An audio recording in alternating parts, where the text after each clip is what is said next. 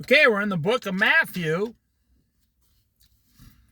chapter 20. We are nearing the end of Matthew. What is there? 28 chapters? 27, 28 chapters in Matthew, so we got 9 chapters left. We're rolling right along here. The parable of the workers in the vineyard. Boy, there's a lot of red letters and a lot of Jesus talking. I love it when Jesus talks. I'll say that slowly. I love it when the Lord is speaking and then you realize you're a believer and the Lord is speaking directly to you.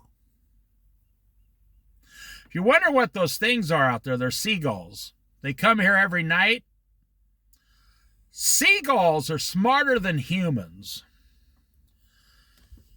You see, when the sun comes up on the east, the seagulls get up and they go right to work.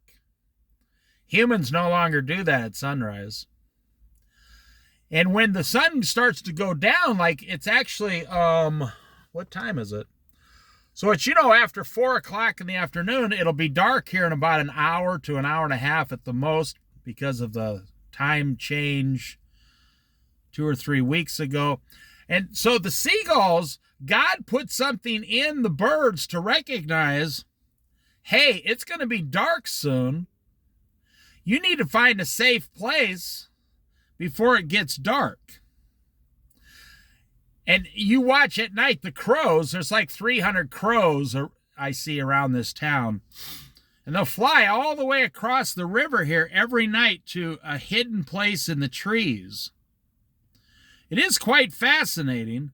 And as soon as the sun starts coming up, they fly back this way towards town across the river to start looking for food and scraps and survival. And so how would, and I don't mean this sarcastic, how would a bird with a bird brain, a little bitty bird brain, know to do all these things? And if you notice, it's very interesting. In the morning, you'll see the seagulls fighting. They fight over food all day. They fight each other all day long. They're squawking, they're fighting. There's not one seagull fighting now. Because just like Christians realize they need Jesus Christ, these seagulls realize they need each other for safety tonight. There's 1, 2, 3, 4, 5, 6, 7, 8 seals there on the dock, the right-hand side of the screen here. These seagulls realize they're not going to make it because there are coyotes that come down here and fox. And there's things that come out of the water like fish. They'll just grab a seagull right off the dock and have a snack in the middle of the night. True story. So I wanted to point that out to you. God, look at how God just takes care of these seagulls all day long. But then when night comes, I always found it fascinating because I'm from a cornfield in Iowa. I've never seen anything like this before. Next to the ocean like this is so fascinating. The ocean is so fascinating even at night. Chapter 20, book of Matthew. For the kingdom of heaven is like a landowner who went out early in the morning to hire workers for his vineyard. Now, we have gone through this parable in other places in the Bible, in the other studies.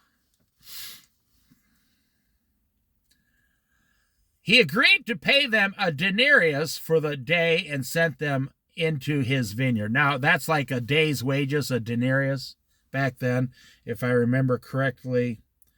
It's like 1 day's wages for a laborer. Not a rocket scientist, not like that. But it's a day's wages for a work today, paid today. I used to do work today, paid today. I've told you that story before. And I would actually get paid extra. I would get 50 cents an hour extra if I took a Mexican with me. Because I had a station wagon. This was 25 years ago. And I did this just to make money whenever I wanted money. Hard work. Oh my gosh, it was so, the work was excruciating. I was only about 35 years old. It was, or 38 years old. It was, so I recognize when it says someone's hiring these workers to go into the field temporarily, you know, the work today, get paid today. So you would work and then you would get your pay at the end of each shift in this really, you know, I don't want to say God-forsaken, but this place was horrible. This was in a bad crack neighborhood. I'd drive across town and go walk right in there with my big Christian smile on my face and my coffee. And I took a big thermos of coffee, and I'd put 5 Mexicans in my car, my station wagon. And they'd be like, "Oh, see, David." Yeah, they liked me. I was one of the white guys that was helping them out. They couldn't get to the job without someone taking them. They needed a car. They didn't have a car. So they were very grateful for me. And then I would, they would have a cup with them in their lunchbox or whatever. True story. And I would give them some of my coffee in the morning. I'm telling you the truth. If you get 5 Mexicans to like you, you're going to be doing okay at that kind of a place. You're going to be just fine. I even had one of the guy's wives come up to me once and says, "Oh, you're the guy that my husband says gives him a ride to work on the jobs." She was like, "Thank you very much." And she brought me some original Mexican like enchiladas. They were good. For the kingdom of heaven is like a landowner who went out early. Now remember, this is Jesus talking, all red letters. Who went out early in the morning to hire workers for his vineyard. He agreed to pay them a denarius, a day's wages, for the day and sent them into his vineyard. Okay, that makes sense to me. Okay, you're hired. Go out there in the field and get to work. Stop talking, start working. About 9 in the morning, he went out and saw others standing in the marketplace doing nothing. So you got to remember, this guy's a rich guy because he owns land. You can see all these seagulls landing here, see? There's a big, huge fog front coming off the ocean, so it just got dark really fast there. This guy's rich because he owns land, and he wants all his crops picked quickly and efficiently. So if he sees other people down there,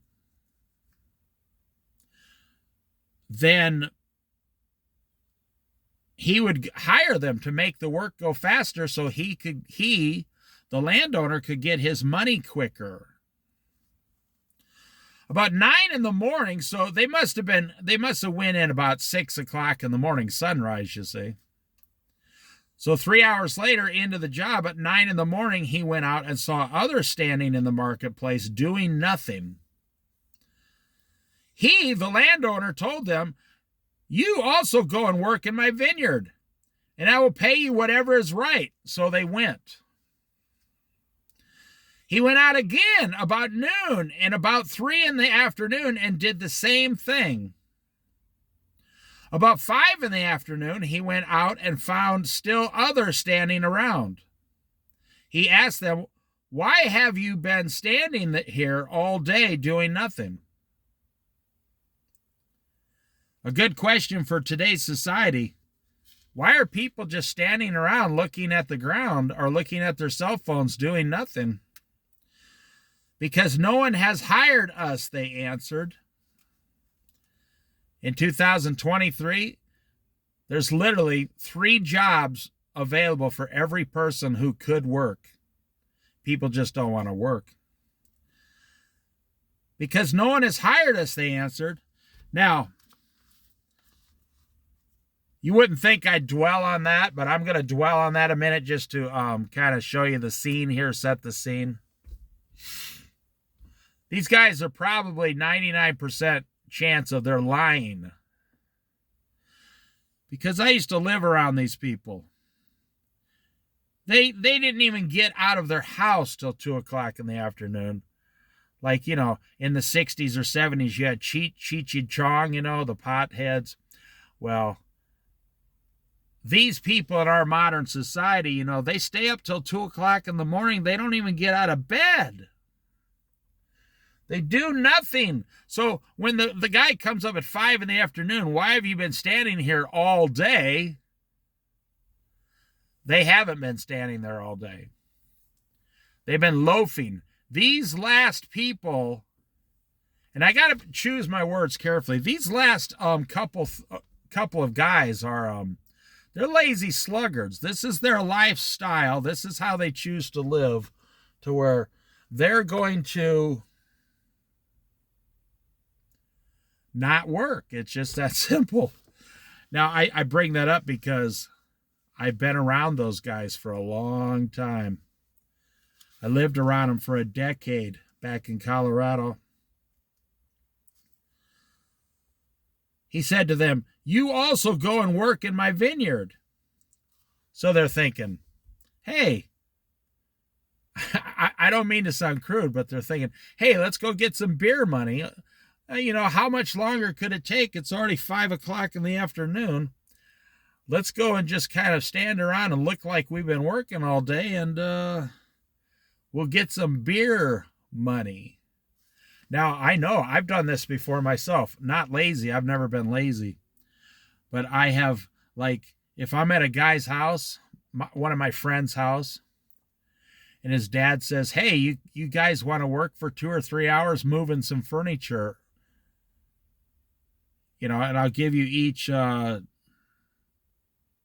back then it was only like $15 each. So instead of going out, to the bar, because we're only 19 years old, 20 years old, we'd say, sure, we'd jump right, $15, that's going to pay for the whole night. We were happy to do it. Back when I used to be a crazy country boy off the farm, drinking beer, a pitcher of beer, a large pitcher of beer, was $1.25. I'm not making that up. $1.25 for an entire pitcher of beer. So, you go down there with $10 in your pocket. I mean, you can get 6 pitchers of beer for 4 guys. Back then, it only cost $10 to have 4 guys go out drinking. And that's what I'm saying here. That's kind of what these last guys. When evening came, the owner of the vineyard said to the foreman, "Call the workers and pay them their wages." I want to make a point here. I want you to notice that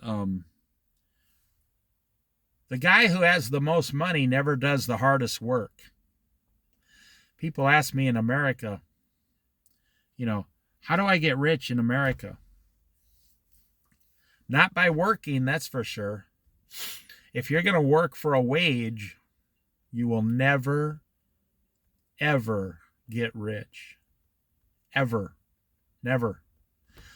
The only way to get rich is to buy some land, start a crop, hire people to work for you. Start a business. You don't do the work.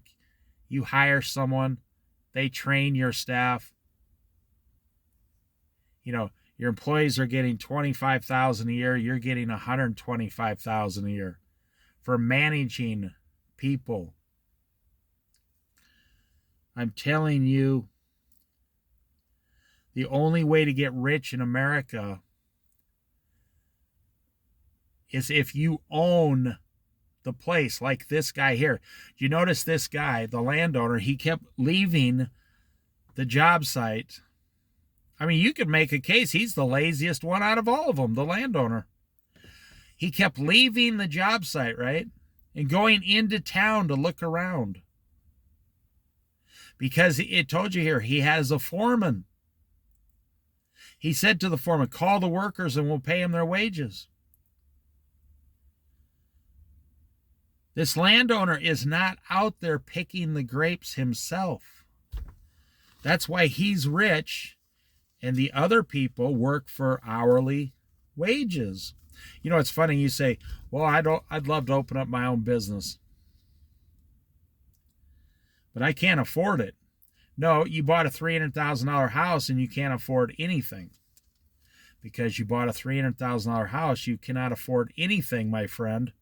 But if you would not have bought that house and you'd have been like a person from Pakistan or India, and you'd have bought a little 25-room motel in America, and you would have lived your whole family in one of the rooms, you'd be getting rich right now. If you bought a 7-Eleven and you lived in a small apartment nearby, you'd be getting rich right now. If you bought a gas station along a highway somewhere in America, and you lived in the back room instead of making a house payment, you'd be getting rich right now. That's right. But you're not getting rich because you're paying off a house, and 50% of everything in 25 years goes to the bank. You know, the average person has no idea how much interest they pay because they don't want to know. They just don't want to know. It's scary. It's so scary. I know people who have paid interest for 10 years. And they say, how come I only have like $7,000 equity in my house? I just paid the bank like $70,000.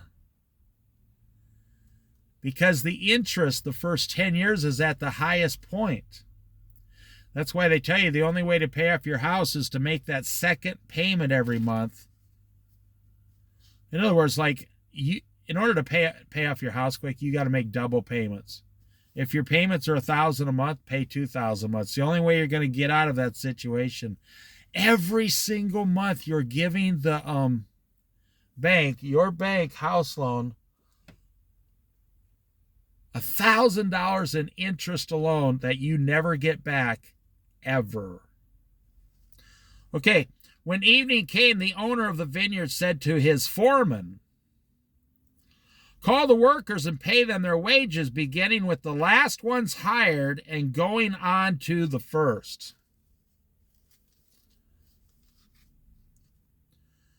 The workers who were hired about 5 p.m. came and each received a denarius. Okay, well, these are the guys that only work 2 or 3 hours, right? Now remember, he promised the first workers, if you spend all day in my field, 10 hours, I'll give you a denarius. There was no time clock back then.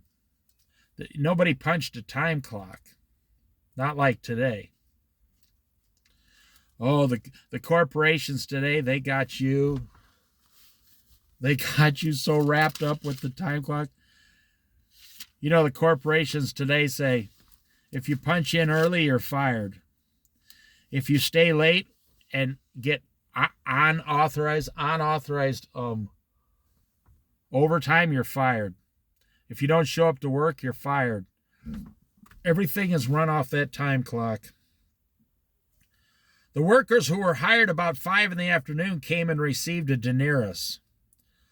So when those who were hired first, now listen to this, the greedy, they expected to receive more. Why would they expect to receive more? Greed, envy. Remember the book of Ecclesiastes? We're going to go through that one day on this channel. Everything a man does, every labor, every action a man takes is because of envy, E-N-V-Y, envy of his neighbor. This proves it right here. This proves it right here. You just spent 10 hours in this field, sweating, hot. Your fingers are bleeding.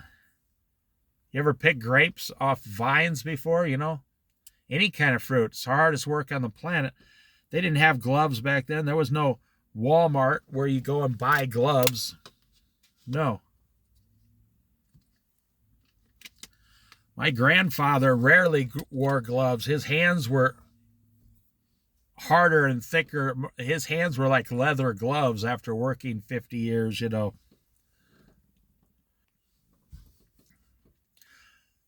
These guys were out there doing the hardest part, sweating. And so they're thinking, hey, this guy's going to give us all a bonus. Because nobody in their right mind would pay those two guys a full day's wages for just working 2 or 3 hours.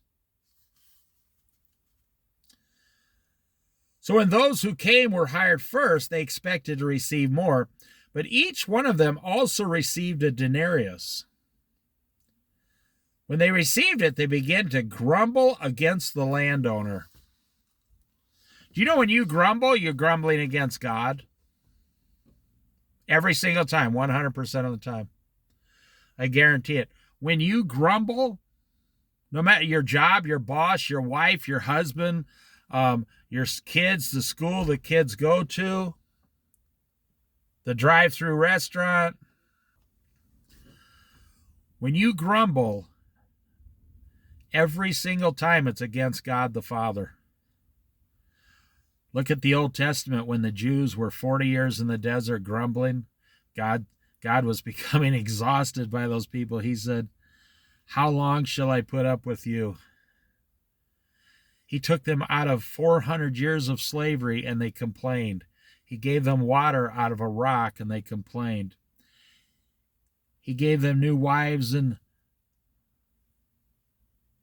food, they complained. He gave them wafers on the ground, they complained. He gave them shoes and clothing, never wore out, they complained. Grumble, grumble, grumble, grumble, grumble, nonstop grumbling. You say, well, what if someone's mistreating me? Then give it to God. Don't even look at the other person. Give it to God. Don't even give the person causing you the pain the pleasure. Don't do it. Give it to God. Give your grumbling to God. Go to God and say, Lord, I'm not going to grumble. I'm going to be thankful. You know the situation I'm in, and I'm going to watch patiently while you fix the situation. If you do that, maybe God will make you the boss. These guys were envious, and they started to grumble. And I'm telling you, all grumbling is against God. Are they saying, thank you for hiring us today? I'm going to go home and eat some homemade burritos with my Mexican wife. Well, no, they were all Jewish. I'm going to go home and have some non-yeast flatbread, some olives, and some lamb stew with vegetables. No, they complained. They were complaining. They received. If I told you go in the field, I'm going to pay you $10 and you agreed to it because, for whatever reason, we have an agreement. Why do you think you can change the agreement at the end of the day when you're getting paid?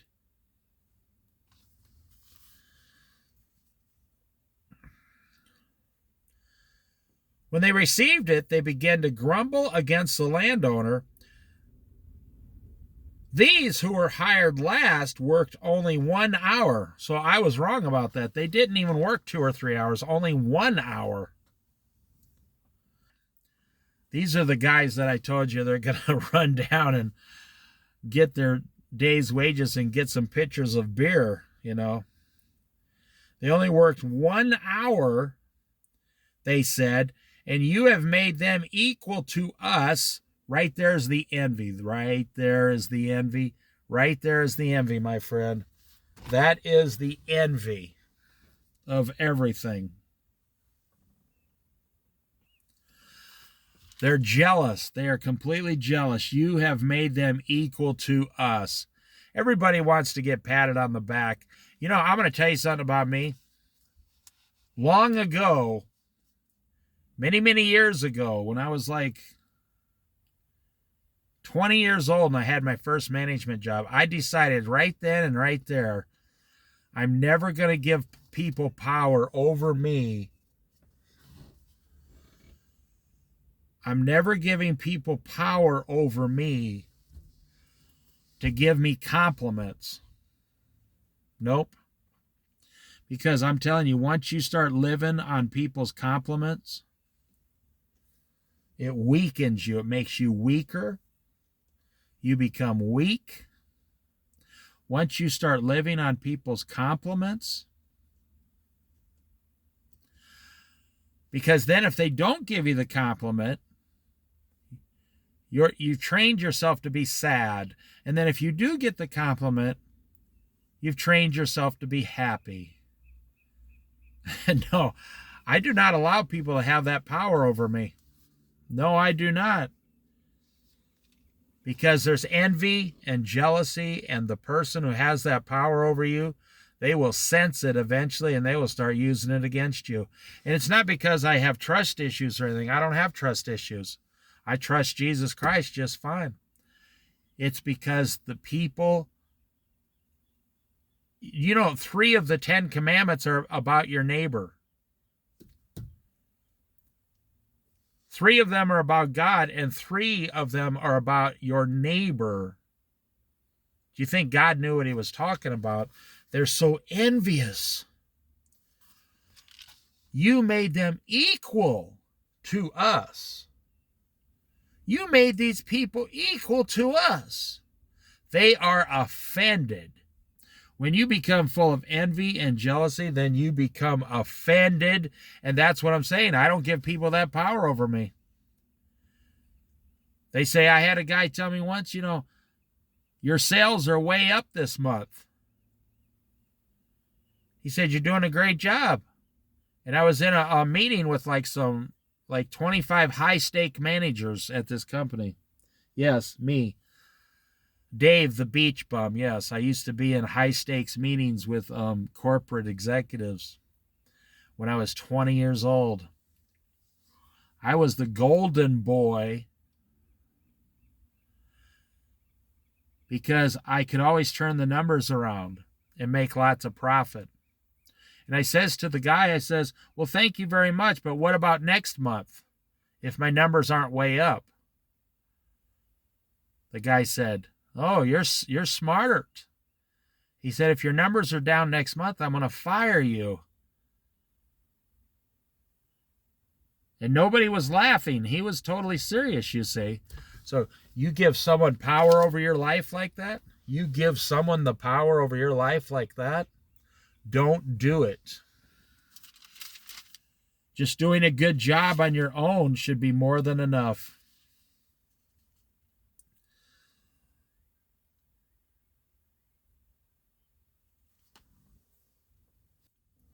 Listen to how these guys get angry. They begin to grumble against the landowner and say, these who were hired last worked only 1 hour. Like, hey, what's up, Jack? Seriously, they're getting... yeah, these guys are getting so mad. They said, and you have made them equal to us who have borne the burden of the work and the heat of the day.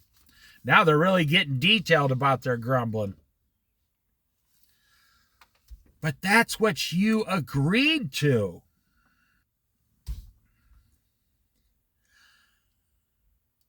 You got fellow employees at your job and all they do is complain. Tell them, say, well, who filled out the application? They go, what are you talking about? Well, what made you come to this company and fill out an application?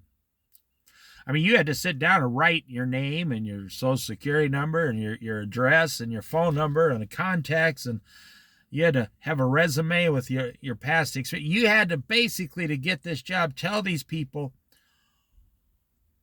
everything about yourself that even, banks don't require for credit. Okay, background check, drug test. So you can get like $16 an hour. So you're there like 3 months and you're complaining and grumbling now. This job sucks. Oh, this job sucks. But during the interview, you were like, oh, please, I need this job so bad. Please give me this job. I'll never complain. I'll show up to work all the time. I'll be a great employee. Just like these guys. But now you don't like what you agreed to. So you want to know what? You're probably going to stay there 15 more years and just keep complaining like the average American. You're going to stay there 15 more years and keep complaining like the average American. I'll tell you a story. I know you like the stories I tell. I knew a guy. He had a sailboat here in the Oregon coast. And he sailed this boat. It was like a 48-foot sailboat. It was a big sailboat. Him and his wife. Now, he had a wife and 2 daughters. And his daughters could easily be, models, easily, when they were younger, I mean. His wife, at 60 years old, was better looking than most 20-year-olds. That's how attractive this guy's wife was. And he was like a GQ type guy. He was very handsome. And he worked for a, I don't want to give it away or anything. He worked for a government agency. And he worked there for 20 years. And his wife was like, right, these people had a lot of money, and then her parents died, and she inherited $1 million. True story. Her parents owned several businesses. So every one of the children inherited $1 million. And she says, let's get on the sailboat. The children are in college. Let's get on the sailboat and sail from northern Oregon coast down to all the way down to South America and stuff. And they actually did that for about 6 months. And the guy just couldn't take it. He sailed back to the northern part of the Oregon coast, and he went back to work at his government job. And he was reinstated at all his old pay and everything, just like he never left. Because this guy was making $35 an hour like 20 years ago. This guy had everything. He had a beautiful wife. They were both in incredible good health. The daughters were in college. They had $1.5 million on them, plus the sailboat. And this guy used to complain. He went back to his job and went back into his old ways of complaining about his job. He was complaining. It just amazes me. You see guys like this, they have everything. I'm telling you the truth. About 7 out of 10 men would have done anything to have his wife as their wife. I mean, meet her at an early age. She was top of the line. She was nice and beautiful and talented, a hard worker, very nice. And then she ended up, her parents passed away, and she ended up becoming rich. It's funny because she never once complained. Every time I saw them, she never complained, but he was complaining. Now I never said a word to him. It's none of my business. I wasn't that close to them. They were just acquaintances of mine. And here you got these guys in the field, right?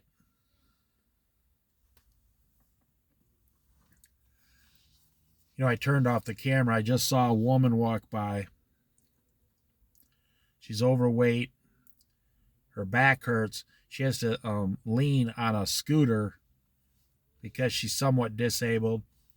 She's got a little, like, poodle dog. She's got on a hoodie. She's living down here in a trailer. And she's smiling, and she waved at me. I don't know who she is. She waves, says, "Oh, hi, happy Thanksgiving." 60-year-old woman has every right to complain. She doesn't complain. This guy, who his wife gets $1 million, he retires from his government job. He has $500,000 in the bank. He's debt free. He's got like a 40-foot sailboat. I mean, I'm not trying to get weird or anything, but, here you are. You're 50 years old. Your daughters are in college. And you have a 50-foot sailboat or a 40-foot sailboat. And at age 50 years old, your wife looks like she's 29 years old. She was just one of those women. So he's sailing around the West Coast with a beautiful woman and $1.5 million. And what does he say? Not happy. Now, my brain doesn't work that way. This guy says, I need to go back to my government job. So these guys complain. You have made them equal to us, and we did all the work in the heat of the day. And the landowner answers them. But he answered one of them, I am not being unfair to you, friend. Didn't you agree to work for a denarius? Aha. Did these guys say, do you have any extra work you need done? Like if you paint the outside of someone's house, and they're like, thank you, and they give you the money and you cash the check. And the logical thing, you got a customer right there in the palm of your hand. You say, hey, would you like me to come inside and paint the inside of your house? We could take our time and paint one room at a time, and you can make it any color you want, and we could make the whole inside of your house look very beautiful too. Did these guys, if they want more money, did they offer more work? No, it's not about the money. It's about jealousy. It's about being extremely jealous that the other people also received a denarius. I'll tell you another story. This was back in Iowa. Sitting in front of a 7-Eleven one night. And I was with one of my best friends, and we were both 21 years old.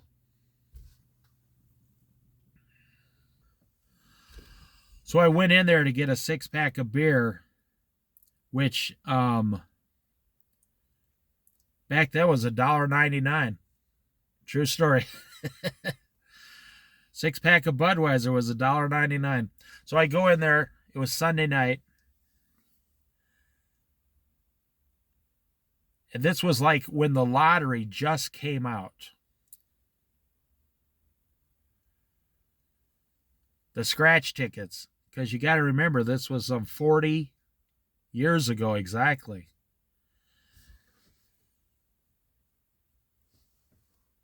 And I came out with this ticket. I said, look, it's one of these little state lottery tickets they got now. They cost $1. I said, I want to just scratch it and see if I win anything. Boom. I won $100. You know how much money that was back then? I hit the $100 number 3 times. I said, I'll be right back. My friend's sitting there. My friend didn't have two nickels to rub together. I'm not making this up. He was a very poor kid, but he was one of my best friends. He didn't have a car, nothing. I went in the 7-Eleven, and boom, they paid me the $100 right on the spot. This was before 7-Elevens got robbed, and they only kept $20 in the register. 7-Eleven used to be like a regular old business, you know, they'd have money in the register or whatever. So the guy pays me. I come out, I hand my friend $50. This is a perfect story for what we're studying here. My friend says, "What are you giving this to me for?" I said, "I want $100. I'm going to give you half." He said, "Dave, only you would be stupid enough to do that. Why are you giving me half?" I said, "It's just a ticket. It's free money. 10 minutes ago, neither one of us had $50, and now we have an extra $50 each." And he says, "You're a real nice guy, Dave," he says. I said, calm down, sweetheart, you know. We're not going to start hugging or something." He started laughing. He goes, "No, not one of our other friends would split this money with me." He said, $50 don't mean much to you because I was a manager somewhere. He said, $50 is going to make me, I have enough extra money for the whole month now. You see, these guys don't think those last two workers are as good or as valuable as they are. They don't see them as equal humans. I saw my friend as an equal. I just happened to be the one who scratched the ticket with 100. And it was just him. So if I'd had a car load of guys, like 5 guys in the car, I would have said, "Okay, I'll just buy the beer tonight." Then I would have just made it equal for everybody. But the landowner answered them, "I am not being unfair to you, friend. Didn't you agree to work for a denarius? Take your pay and go. Do you think the landowner's going to hire this guy next time? The guy's screwing himself over. He's not going to get hired next time." Business owners don't hire employees who grumble and complain all day. You don't want to be around a person like that all day long. I want to give the one who was hired last the same as I gave you. Don't I have the right to do what I want with my own money? Well, there you go. We have a bad thing in this country. It's been going on for about 10 to 15 years at the most. Young people, left-wing liberals in this country, believe that rich people should not have the money they have. Now, for me, the answer is very simple. If it wasn't for rich people, you wouldn't have a job as a poor person. There would be nobody to hire you. When's the last time you were hired by one of your poor friends? Never. The answer is never. They're poor. They call you when they need to move out of their house because they didn't pay their rent. "Oh, hey, what are you doing next weekend? Can you help me move? And I can't pay you." That's when you find out if you're really a friend with this person. Only rich people hire people. Only rich people own businesses. I don't personally mind people being rich. That's how you get a job. There's no poor person ever going to hire you. So I want to give the one who hired the same as I gave you. Who are you, the poor person, to tell a rich person what to do with their money? What right do you think you have to their money? What right do you have? You didn't earn it.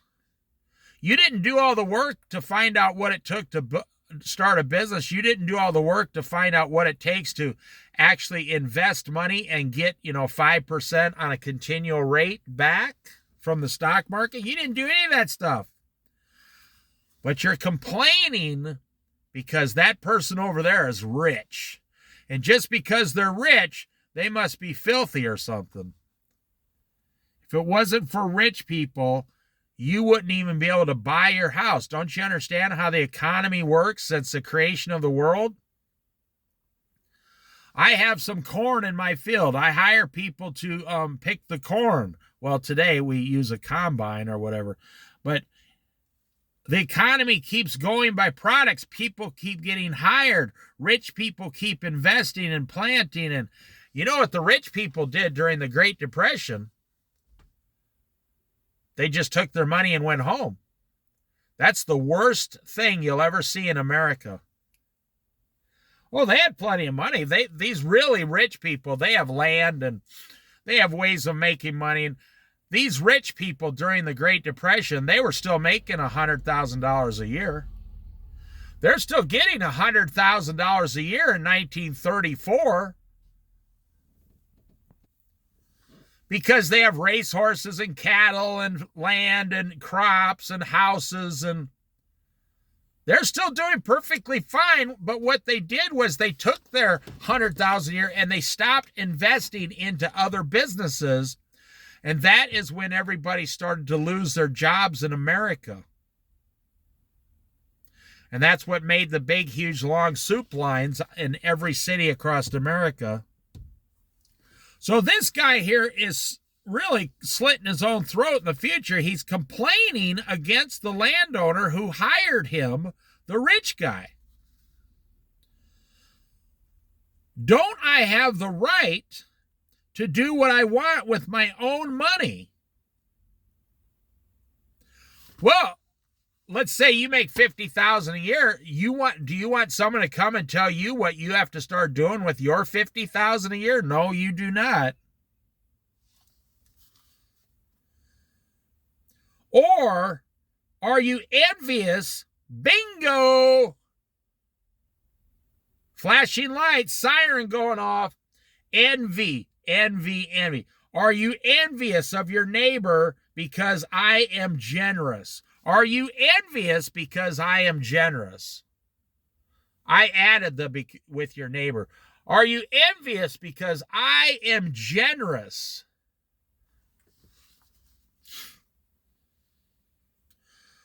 So the last will be first and the first will be last. Now check this out, and this is the end of this Bible study. This is what it means.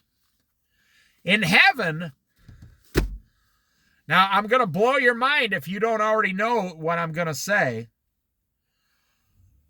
You and I, right before the rapture, we as believers, Christian believers, the moment you became a believer, the Lord hired you to go into his field. We are the last generation before the rapture, before the 7-year tribulation. Now check this out. Moses was hired, thousands of years ago. We were hired last. Do you know that Moses did all the hard work and we have just come along the last hour, the very last hour, you out there listening as believers and myself as a believer, we have come along on the last hour. That's why I say people born in the last 30 to 40 years in this country, they don't understand they are the luckiest generation in the history of the world.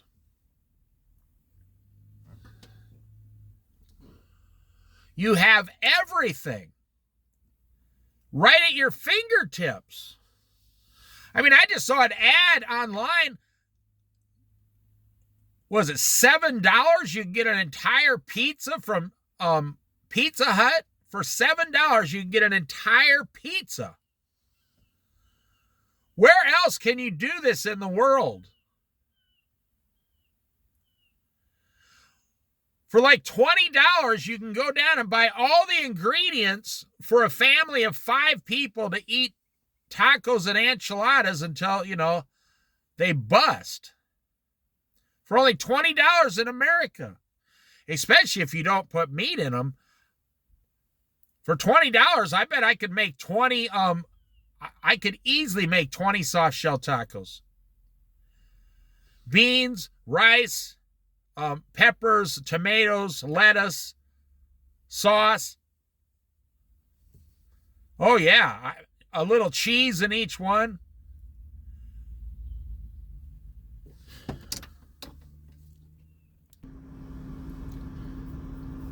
Where else can you do that in America?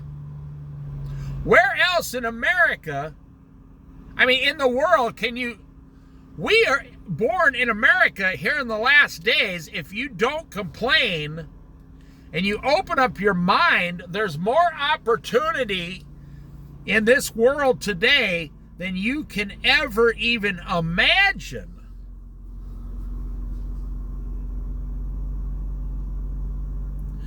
And these guys were complaining. You know, if I was that guy and I wanted more money, I would have went up to the landowner and said, "Thank you very much. Did we do a good job?" And he would say, yeah, you did a good job. Okay, well, do you have any other work? Because I'm a very honest person. I don't complain. And you can see how hard we work. Do you have any other work for us?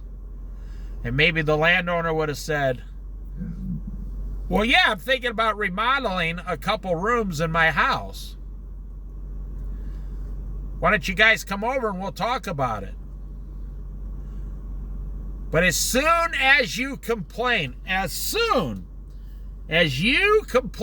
you shut off every opportunity in front of you. Because the world hates complainers. Can't stand them. Want nothing to do with them. Get away. The world hates complainers with a passion. You hate complainers. Do you like your spouse complaining about you or what you did? No. Your children complain about the food you made? No, you don't like it. Your boss is complaining, you know, the team didn't do a good enough job. You don't like that. The world despises and hates complainers. When this guy started complaining, now he's screwed. And I'll tell you what, this was, 2,000 years ago in a small little town. And this guy just got a reputation for, complaining about everything. He probably just cut his wages in half for the rest of his life. But you see, Noah, Adam and Eve did the hard work. Abraham, Isaac, Jacob did the hard work of the heat of the day. That's what the parable means. I'll finish it up here. Noah, he did the hard work of floating around the earth for a year in a wooden tub. Jesus did the hard work dying on the cross. All the apostles did the hard work of Christianity so we could be Christians. The world has been beating against itself for the last 2,000 years doing the hard work of Christianity. You know what I have to do? Now, I'm going to make myself look stupid here. I'm not trying to, but it sounds pretty stupid when I say it. You want to know what I have to do? There have been people over the last thousands of years going across through jungles, rainforests, deserts, everything, just to get the word of God somewhere. Beheaded, killed, crucified, upside down. You want to know what I have to do to get the word of God out? Just make a video and upload it on YouTube. And you want to know what? I will receive the same pay in heaven as the people who did all the hard work. That's the moral of the story. You can't tell me today that even a missionary today has it pretty easy with technology. A missionary today isn't going anywhere that doesn't want them. A missionary today is going to a place they already know they're coming. They already got the money raised before they leave. A church is sending them overseas. You got a one-bedroom apartment. I mean, compare a missionary today to what Paul was doing in prison with the Word of God. And that's what I'm saying. What do I, Dave, have to do today to do my part for the Word of God? What do I have to do? Eat breakfast, okay. Make a video. Study the Bible, put it up. Then go eat lunch. I think you get my point. I will tell you today, if you complain today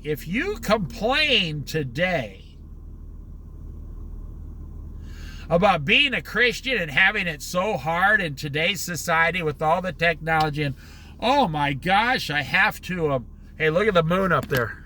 Check that out. It's a half a moon. And you're complaining, oh my gosh, I'm being forced to pay off a $300,000 house. I'm being forced to live in a 4 or 5 bedroom house. I'm being forced to drive around a brand new $60,000 truck. My life as a Christian, Lord, is so hard. And you only have to go the last hour, the last generation, and boom, we go to heaven at the rapture. That's what the parable's about. So what do you think God's going to give you if you start complaining? Nothing. He's going to pull you aside and say, listen, you're not seeing things correctly here. You only got a few years until the rapture comes. I'm only asking you to stop chasing the money things in this world and start chasing the Word of God. And getting your family. I mean, how would you feel if one of your children was not raptured? Well, you want to know what the true answer is to that? You won't even notice. Let's say you have 3 children and one of them are left behind, or your spouse is left behind. Guess what? When you're raptured and you're standing in front of Jesus, you will not notice the people that didn't make it. You will, because there's no sadness in heaven. You have to understand, when you're looking straight at Jesus and the light is coming out of him in heaven, you are not even going to notice, hey, one of my children didn't make it up here. No. You know, people have asked me, someone dies and they say, do you think like my mother is staring down at us? I say, no, I don't. If she's in heaven, I do not think she's staring down. No. They go, why not? You don't think my mother's visiting me or sending me messages? And I tell them, first you have to tell them about Jesus and the holiness and perfection and glory of God always shining out. And then you say, so if you were there in front of this perfect glory, what would you be doing? They say, oh, right, I would be staring at him in awe. I wouldn't be thinking about anything else other than the awe of God, Jesus' glory. I said, right. As soon as you're raptured, so what is he asking us to do as Christians? He did not hire us at 6 a.m. at sunrise because we are the last generation. So it's the parable. You got to put it together like a math, equation. We are the lazy people at the end of the day who only came and worked 1 hour. Specifically meaning the last hour of God's work. Because God, for 2023 years now, has a field where the workers, the believers, are going and preaching the Word of God to the non-believers. That's the work we're doing now. So you and I have come along at the last hour, the very last 40-year generation until the rapture. So we are the last 1 hour workers. And, you know, I said those guys are probably just looking for beer money. That describes America perfectly. Even Christians. What do they do with their money? What do they all do with their money? They drink, smoke pot, buy houses, cars, furniture, appliances, TVs. Everything's about investing, 401k. Everything's about, you know, pornography, you know, sex, pleasure. Oh, yeah. If you've been listening to these Bible studies, you understand what I'm talking about. This is the parable. We are the last lazy generation. You're not being asked to do very much. So I'll just give you some encouragement here. To encourage you, just do what you're being asked to do. You know, I tell you what, you're going to kick yourself in a few years. You're going to say, man, I can't believe I spent my time on earth paying off a house. I can't believe I actually went down and bought an $87,000 pickup. I was only 50 years old. I bought an $87,000 pickup. Took me 9 years to pay it off.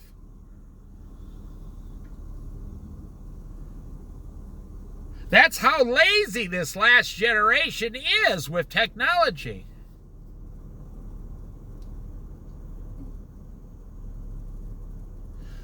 So that's what the parable means. So maybe Moses and stuff. Show you that sunset over there. The clouds are moving fast. Maybe Moses and all those people have a right to complain about all the hard work, or the disciples or whatever. But you and I, who have come the last hour of the day, I am so glad that Jesus did not end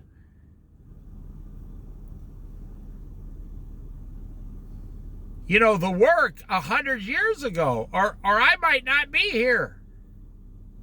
You wouldn't be here. I find that fascinating. I think about all these things. So I have been called for the last hour of the day. Hey, Dave, can you just help us pick up a few boxes here and stuff? We've already picked all the grapes. Can you just load it up on these, these trailers and stuff so the horses can pull it into town or whatever? And I'm going to complain? Question mark. No, I'm not.